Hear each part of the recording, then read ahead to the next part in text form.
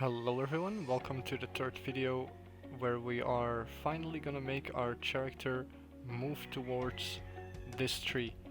Now what do we need for that? Well, very simple, we need to go up here to window where it says AI and navigation, and you can see it already made my plane into a bakeable object.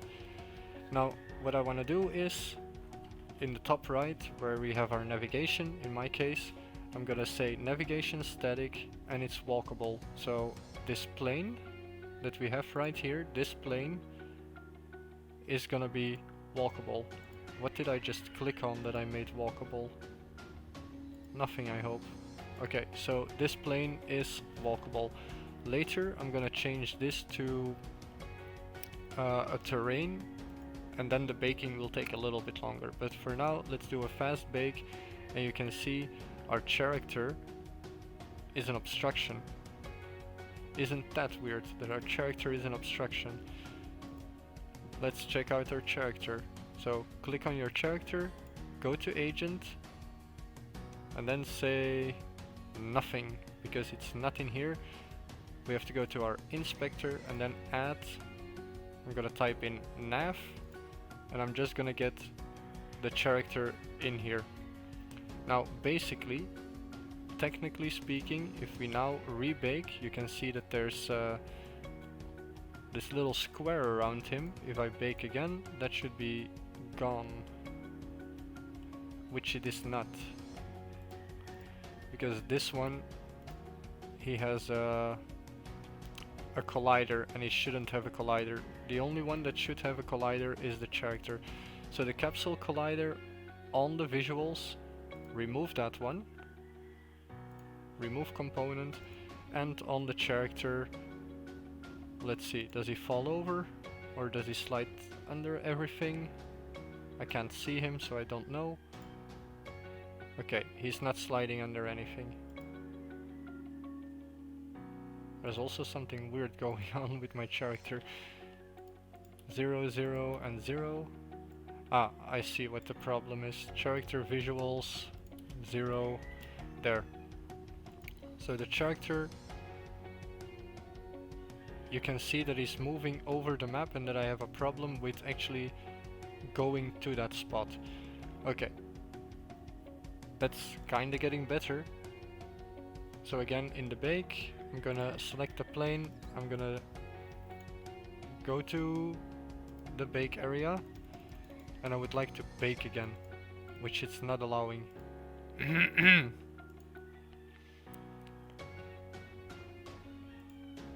Even though it is walkable. That's weird. And this guy, he is moving.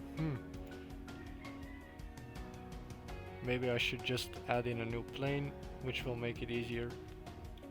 I know there's a problem, but in this case I can just delete that plane and look what it's baking to, because I have no idea what it is. Okay, so I know what my problem was. I was in the menu itself. Okay, character visuals, can you please go to... Yeah, I opened something I shouldn't. Can you please go to 0? 0. Thank you. That actually got me confused. And on the character visuals, we deleted the collision. Okay, that's fine. So now if we bake, it's still doing the same thing. Okay, so I just held the character above the ground and it stopped. So if I put it too close to the ground, it will make a box. When I lift it up, the box is gone. So I'm just gonna keep the character a little bit higher than the terrain is. I don't know why he's doing all of this. But the visuals, they are not supposed to be static, they're supposed to be dynamic. Okay, so I tapped off that static. This one doesn't have static. What I am gonna do is I'm gonna tag him as player, so we know this is our player object and all of that good stuff.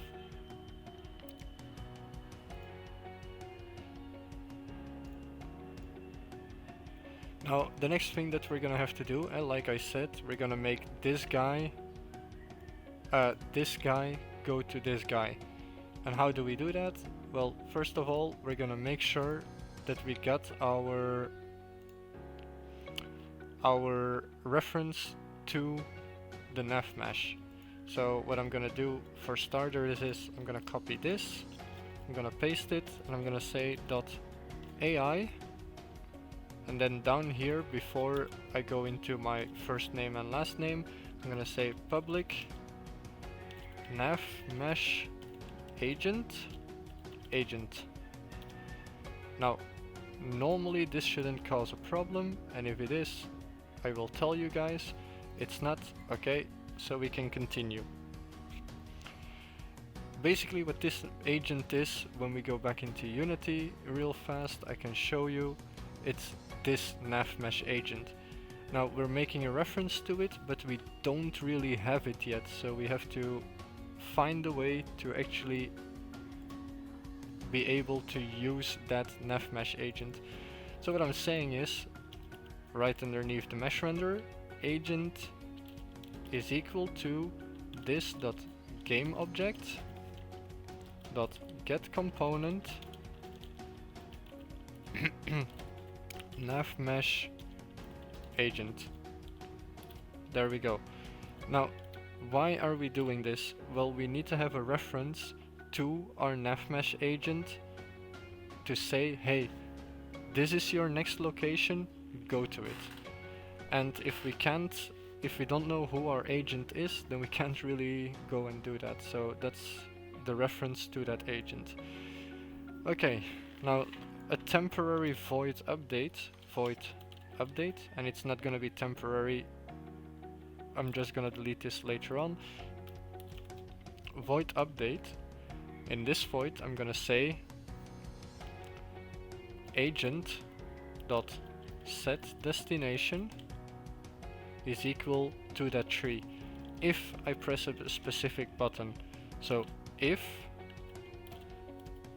input dot get mouse button down, and I'm gonna say mouse button 0. So basically when I left click with the mouse,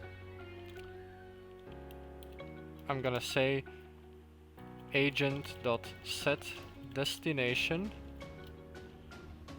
open the brackets, and I'm gonna look for a game object whose name is tree, which is well, the tree. So set destination, and how I'm going to do that, game object dot find. This is very temporary, with the name of tree dot transform dot position. This should work, and if it doesn't, then I'm an idiot again. It's good, I'm not an idiot. So basically what we now said is, when we press that button, look for an object with the name of tree and go to it. Now let's see if that works. Click. And I don't see anything happening yet, but there's our character. Now we got another problem. If we look in the in this scene, you can see our character is right in the middle of that tree. We don't want that. We want the character to stop right in front of the tree instead of inside of it. So how are we gonna do that? Well, there's this fun little thing that's called stopping distance in your AI, in your Nav Mesh, but if you're gonna have to manually assign everything, that's gonna cause a little problem. So what I'm gonna do is, I'm gonna go to my SO resource holder, and I'm gonna say right above destroy, and I think I again forgot to show you guys. So the line with the brackets, with the box around it, that's what I added. Okay. So now in our Unity, we can go to our apple tree and we can look for stopping distance, which is right here, and I'm gonna put it at 2. Basically, now it's a little bit of checking how far is this, how close does it have to be, and at the same time I'm gonna take my camera and I'm gonna pull it further away so we have a better view of the character as well. I can see the character right there, and there's the tree. Okay, so if I now press play and I left click, the character will still go there and it will still go in the tree even though we assigned the stopping distance. And that's because we still need to go into our character and we have to say agent.stopping distance is equal to, and then GameObject.find tree, and this is gonna be a long code for now. GameObject.find tree dot get component, and that component is gonna be the resource holder component, and in that component we're gonna say dot, let me check, a reference to our resource holder. I know it's a very long code. Dot resource holder dot stopping distance. That's basically what we're gonna say in there. So what we just did is look for that object that we want to go to. When we find that object, look for the component called resource holder. When we have that component, look at the name of the SO. So in this case the SO's name is resource holder, and in that SO look for the stopping distance. A very long code to do something very simple, but over time this will go easier because we're gonna change some stuff up. So if we now press play and we start, the character is going there and he stops in front of the tree. So in this case 2 was actually perfect. Maybe I can say 2.5. Let's change that to 2.5. There we go. And let's try that again. Click, and he's going to the tree and he stops a little bit further away. Yay! So we got that working. This is the start, the basics to the navigation that we're gonna start using. Now in the next video I believe I was going to start on having a task, a destroy task, basically saying this character will go to that tree, will hit that tree, and it will destroy that tree.